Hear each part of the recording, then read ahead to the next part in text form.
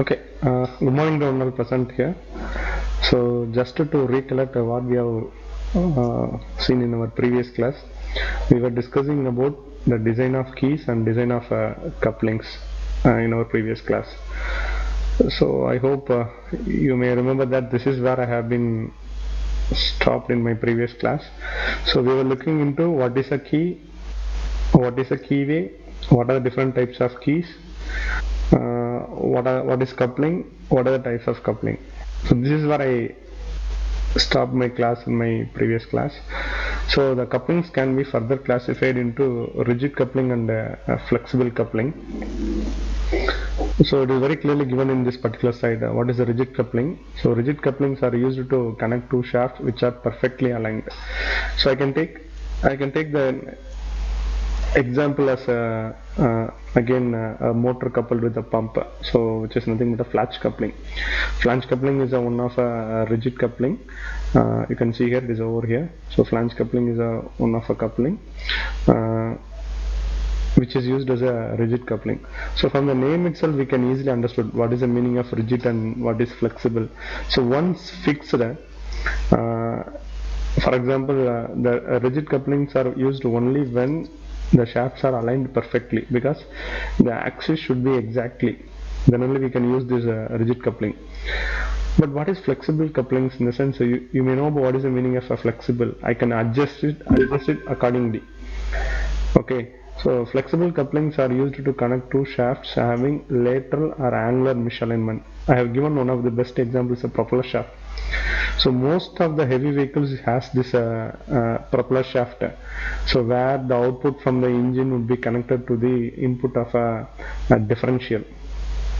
Okay, so propeller shaft is one of the very good example for a flexible coupling where this is connected by means of a universal coupling. I hope these two couplings you have been drawn in your machine drawing in your third semester. So coupling is a device which is used to connect. Okay, just a moment.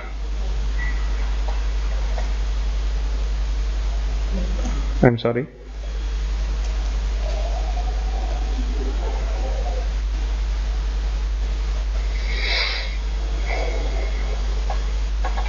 So I hope it is visible now. So I repeat the thing, nothing but rigid coupling and flexible coupling are the various two types of couplings available. Rigid in the sense where the axis should be aligned perfectly. So if there is any misalignment, I cannot use this flange coupling. Rigid coupling. Flexible coupling in the sense the two shafts have lateral or angular misalignment. It is not mandatory. Whenever there is a misalignment in axis of the shaft, we can go for this types of flexible couplings. So one of the best example is a propeller shaft in automobiles. So where it has been connected by means of a universal coupling. I hope this universal coupling and flange coupling has been drawn by us in our third semester machine drawing class. Okay, so now let us comes for the design of key. So as I told you earlier, we will be seeing this design of key incorporated with the design of coupling. So even though just I want to give very few even though just I want to give a very few thing about the design of key. So here you can see basically the key is designed based on considering the shear of key and considering the crushing of key. I have one video how the key would shear and how the key would get crushed. Okay, so let us consider this whenever we have a twisting moment. So basically we have a shaft. So we have a hub which is nothing but an element by which the shaft rotates. The hub also rotates only after we have a key. Okay, so here what I have done is a sunk key. I know hopefully what is the difference between the sunk key and saddle key. In sunk key, the keyways will be cut in both the keyways as well as the hub. But in saddle keys, the keyways only will be in the hub alone. Okay, so this is for a sunk key because I'm discussing about the design of a sunk key. So most preferably we'll be going for sunk key alone. Okay, so what happens, this tends to rotate, the shaft tends to rotate, hence the hub tends to rotate. So I'm having a torque here.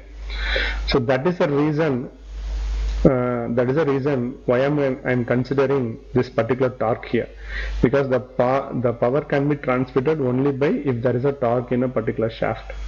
Okay, so they're considering torque is equal to F into D by 2. The F can be written as L into W into shear stress. L into W into shear stress. L is nothing but the length of the key. W is nothing but the width of the key. Shear stress is it may be a permissible shear stress with which the key can withstand. Okay, so let us consider this as an example. Shearing, what is called shearing in the sense, let us consider this is a key. So because of the forces available in the shaft and the hub, the key may get shear. Okay, so hence shear stress has been acting over here. What about crushing in the sense, what happens, it may crush because of the load applied. So that they are considering the crushing stress. We have seen in our unit number 1 various types of simple stress. We are looked into crushing stress also. Now let us see very clearly how these two damages are happening in key.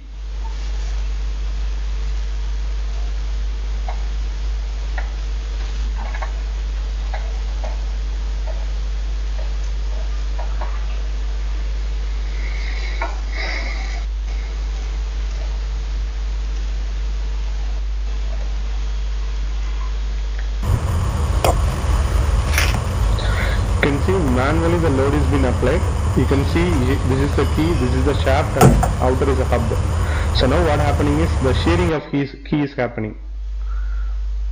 Okay, let me repeat one time. So you can see here.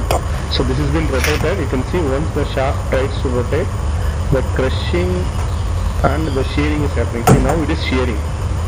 So we can call it as a double shear because it has been converted into two pieces. So now let us go for crushing. Okay, so now let us go for crushing. All the damages has been shown in a single video. See here, you can see the size of the key is being reduced here. I hope you can see here. See here, the shaft is also getting some crushing over here because of the torque which is applied in the shaft or hub. So now crushing on the hub. So whenever we are going to design a flange coupling, this would be considered. So everything is done manually only for the understanding purpose.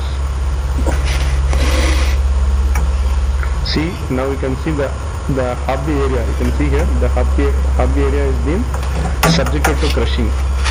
So that what is happening? The size of the keyway is being elongated.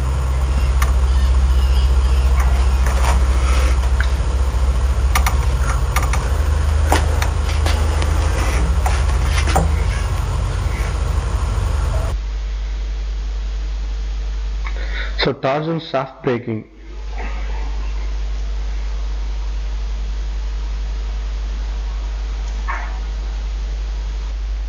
You can see what happened because of the over duty of the key as well as the hub. The shaft has been cracked. See, you can see the failure which is happening in our shaft.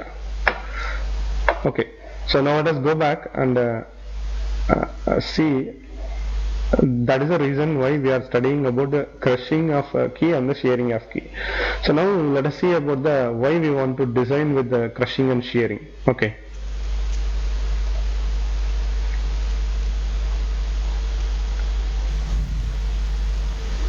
In this video, we will try to understand the design of keys. So let us try to understand the design of rectangular sunk key, which is shown over here. So as you can see over here, this is the width of the key, this is the length of the key, and this is depth or thickness of the key.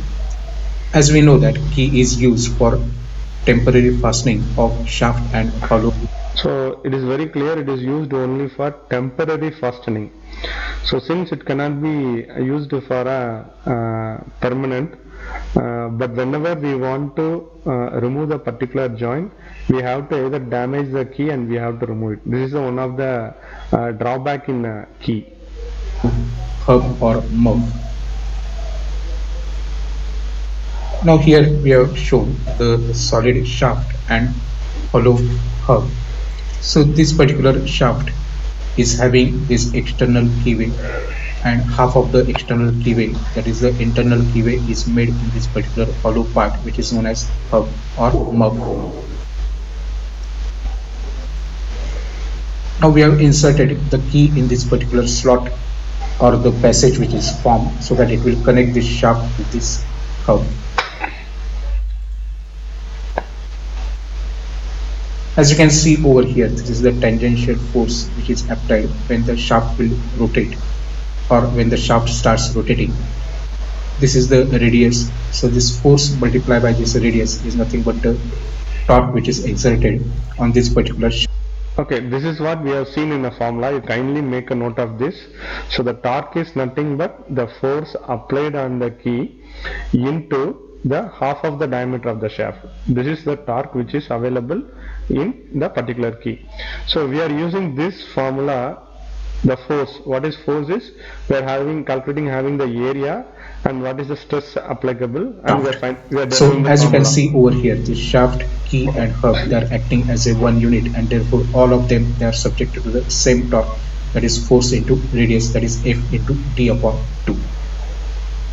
Because of this particular tangential force, the shear of the key will take place at this particular junction of the two materials, that is shaft material and hub material.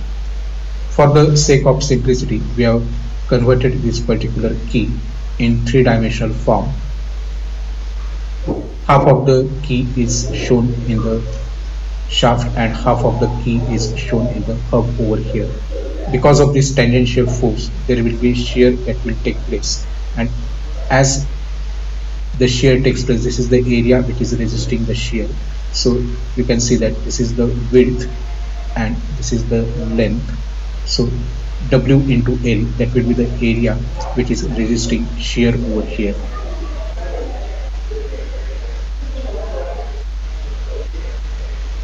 Similarly, the another failure that will take place because of the torque. So just now we have seen that torque is nothing but force into radius. Because of this particular torque, this portion of the key which is present in the hub will get crushed, or there will be a localized compression. Localized compression is known as crushing. So the resistance will be provided by this particular, the material at the junction of this shaft and hub. Okay, now I hope that you would understood that why we need to consider the crushing and shearing in design of a sunk key. Okay, so this is what actually given in our formula also. You can see here it is actually given here. F is equal to, so torque is equal to F into d by 2. Okay, the force which is acting can be considered as a length of the key, width of the key, and the stress which is acting at a particular key, with which they are giving the shearing. Whenever a shearing is to be considered in the key, they are considering the shear stress. Whenever crushing is to be considered, they are considering the crushing stress over here. So crushing will be happen only in the half of the thickness of the key, but the shearing will happen in the width of the key. So that is the reason. The only difference, if you see, find it in the formula for crushing and shear, is W into shear stress and T by 2 into compression stress. The reason why they are considering only half of the thickness of the key, in the sense because the keyway is being provided in such a way that half of the key would be available in the shaft and half of the key would be available in the particular hub. So that is the reason why they are considering both shearing and crushing in case of a particular. So whenever designing, we can consider the permissible shear stress and the permissible crushing stress, and we may identify what is the dimensions of the key. Okay, so now let us come to a particular problem. We are not going to solve as much as problem in key, because we would be having a design for key in our couplings also. Okay, so now kindly take down this particular problem so that we can solve the problem today. So kindly make it fast. Okay, let us consider this particular problem what is given over here. A 45 mm diameter shaft diameter D is given, is made up of a steel with a yield strength of 400 megapascal. So they are given as a yield strength. Well, let us consider this is a sigma y. Okay, so 4 megapascal. So then they are given as a parallel key. So a parallel key of size 14 mm wide, 14 mm wide, W is equal to, so W is equal to 14 mm, and they are given the thickness, which is nothing but T is equal to 9 mm. So thick, made up of steel with the yield strength of 340 megapascal. They have given the yield strength of a particular material is to be used. Find the required length of the key. They asked us to find the length. If the shaft is loaded to transmit the maximum permissible torque, so use the maximum shear stress theory. So they are asked us to use the maximum shear stress theory and assume the factor of safety as 2. Okay, so let us consider both the cases. So let us find out the length based on crushing theory, because I have the value of W, I have the value of T, so I can use both the formula, so either by crushing or by shearing, and I can derive what is the length of the key. So what is to be minimum? For example, if the crushing is maximum, we have to go with the length of the crushing. If the shear is maximum, we have to go with the length of the shear. Okay, so let me just write down recollect the formula. So T is equal to F into D by 2.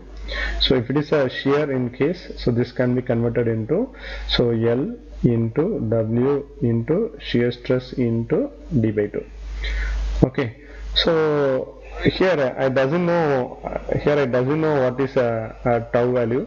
I know W value, I know D value, I doesn't know L value, and similarly doesn't know what is the torque value.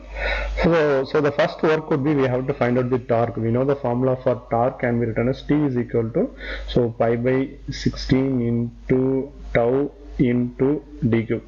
So here none of the word is given as shear stress. So shear stress value is not given, but they have given the yield strength value.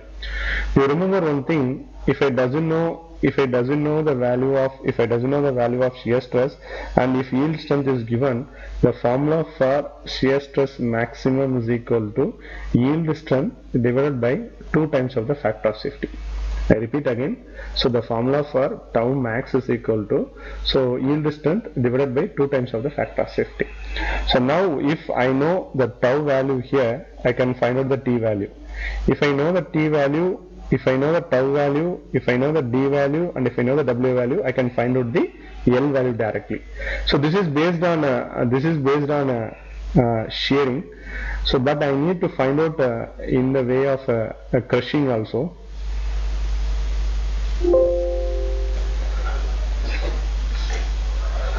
So let me go back. Okay, so now I have a formula for based on crushing.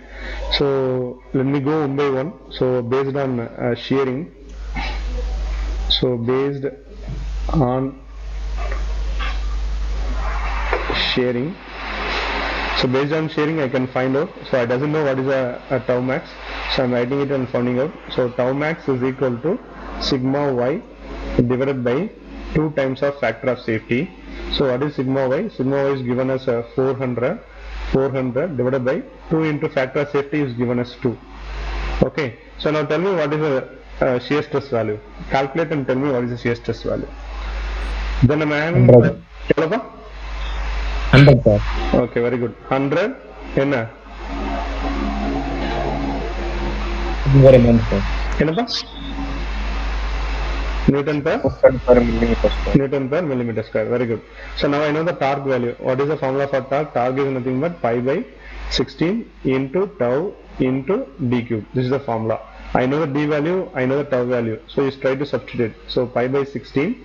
So pi by 16 into 100.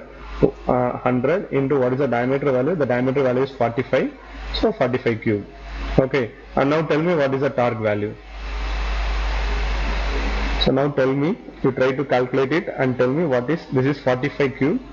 Now and tell me what is the T value. And obviously you know the formula for based on shear stress theory. You can write T is equal to L into W into shear stress into d by 2. So I know d value, I know shear value, I know w value, I know t value. I doesn't know L value. So L is equal to T into 2 divided by W into tau into D. So what is T value, pa? What is torque value? 1788328. Yes, let 1788 328. 328 0.125 0.125. Newton millimeter. Yes, very good. Newton millimeter. So don't forget to have a box for all your result because it shows specifically the value. Okay. So now I know the torque value. So in this particular formula, I know the torque value, I know the W value, I know the shear stress value, I know the D value. Can anyone tell me what is a L based on shear stress? So what is L based on shear stress? So now what is a L based on shear stress? So parallelly we can find out based on crushing.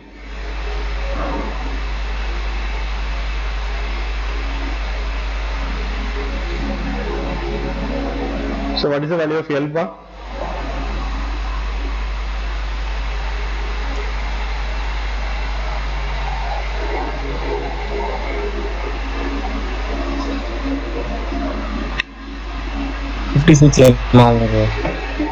Yes, very good. 56 mm. Okay, is there no point? 0.8 sir. Yes, very good. Yarba? Marivaja. Okay, Margaja, very good. Okay, so the formula is similar. Only thing what I have been done is the value of shear stress is not given. Hence, I used the yield stress value and I have found out the shear stress value. Once I find out the shear stress value, I know how to find out the torque value. Once I find out the torque value, I know how to find out the length of the key based on shearing. And as I told you earlier, the only difference in based on crushing is the formula can be written as P is equal to L into T by 2 into sigma crushing into D by 2. Okay, so in which I know the D value, I know the T value, I know the capital T value. Here the unknown is 2. One is length of the key, other thing is a crushing. Now let us go back to the question. See here, we have used this particular yield strength value. We have used this particular yield strength value to find out the shear stress value. So again they have given another yield strength value as 340. So how to find out, sir? So how to find out which to be used for crushing, in the sense, if anything is with the thickness, obviously the thickness would be considered only crushing. So along with the thickness I have 350 megapascal, so I can consider this particular value to find out crushing stress. So similarly to that of the shear stress, I can write, similarly to that of a shear stress, I can write crushing stress can be written as again the yield stress divided by 2 times of the factor of safety. இப்போ நான் சொல்றது புரியும் நினைக்கிறேன். ரெண்டுக்குமே வந்து இங்க yield strength அப்படின்னு தான் வேல்யூ கொடுத்துருக்காங்க.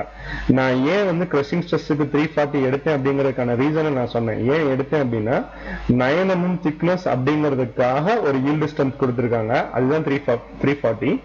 You may have looked into that video which was very clear. Whenever considering crushing, we have to consider the thickness. Whenever we are considering the shear, we have to consider the width of the key. இது ரெண்ட வந்து தெளிவா சொல்லியிருந்தாங்க. சரிங்களா? So that is the reason why I have taken this 340 here. So after writing this, you can write it as, so again 340 divided by, so 2 into 2. Can anyone tell what is sigma C value? 85. Yes, very good. 85. 85 என்னதுப்பா? Newton per mm. Yes, very good. Newton per mm square. Okay, so this is what I got. So once I know, now I am having sigma C value also. The only unknown is L. So from this particular formula, I can write it as, so L is equal to T into 2 into 2 divided by small t into sigma C into D. So now tell me what is the L according to the crushing stress.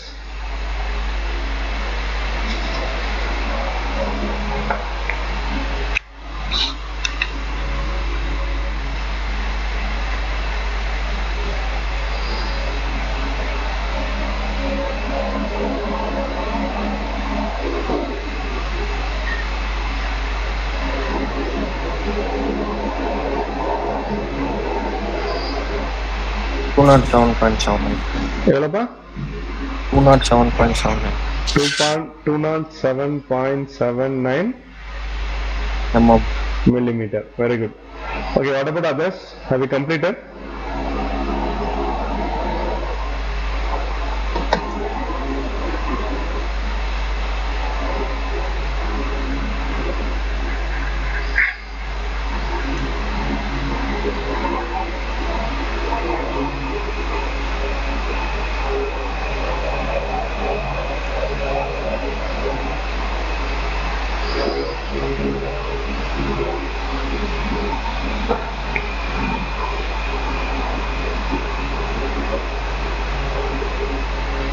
Okay, have you completed?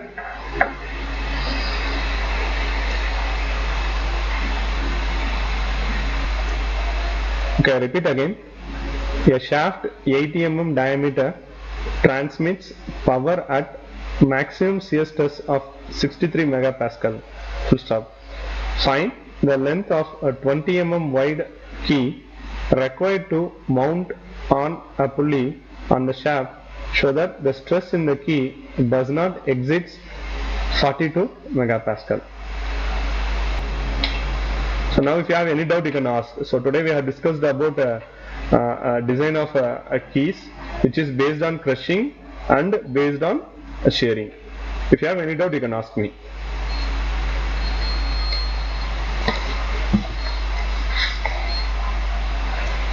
Chandru A section yaar yaar paavalla? Chandru, Ashok G, Sir.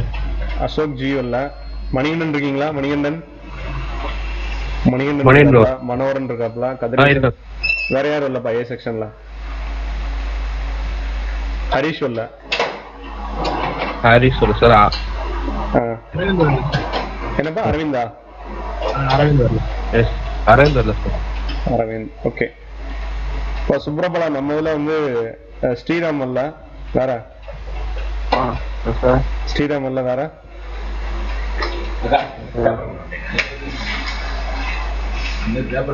ஐயோ மதெல்லாம் வந்தாச்சுன்னு நினைக்கிறேன், அப்படிதானப்பா? Okay, so thank you. So the unit test paper evaluation will be completed by today or by tomorrow. You can avail your marks for your unit test. As I told you earlier, you will be having your assignment for your unit 2 maybe by today or by tomorrow. Okay, if you have any doubt you can ask, otherwise we can leave. Thank you.